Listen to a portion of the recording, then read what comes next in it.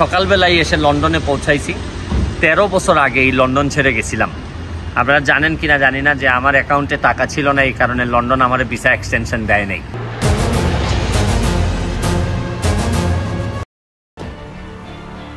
এদিকে লন্ডনে গিয়ে এবার ঠেলা গাড়ি ঠেলছেন বাংলাদেশের একসময়ের মানবতার ফেরিওয়ালা ব্যারিস্টার সুমন।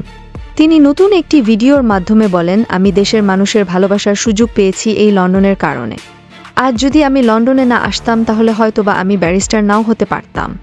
ব্যারিস্টার সুমন শেষে বলেন, আমি দেশে যাব, যদি আমাকে বর্তমান সরকার সুযোগ করে দেয় তাহলে দেশে ফিরব। হয়তো আমি আমার নিজের দেশে গিয়ে মানুষকে সেবা করার কিছু না কিছু সুযোগ পাবো। আর নিজের দেশের মানুষের সামনে এই জীবনে কিছু করতে চাই, বড় যদি হইতে হয় নিজের দেশেই বড় হইতে চাই।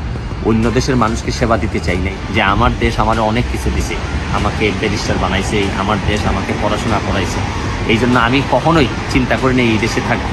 এই বলে ব্যারিস্টার সুমন তার কথা শেষ করেন। তো প্রাণপ্রিয় ভিউয়ার্স, আপনারা কি চান ব্যারিস্টার সুমন আবারও বাংলাদেশে চলে আসুক? তাহলে আপনার ব্যারিস্টার সুমনকে নিয়ে আপনার নিজস্ব মতামত কমেন্ট করে আমাদের জানাতে ভুলবেন না। আর ব্যারিস্টার হিসেবে জন্ম নেওয়ার কারণই ছিল যে আমার দেশের প্রতি যে টান ছিল এবং আমার স্বপ্নটা ছিল অনেক বড়। ভালো থাকবেন, সুস্থ থাকবেন।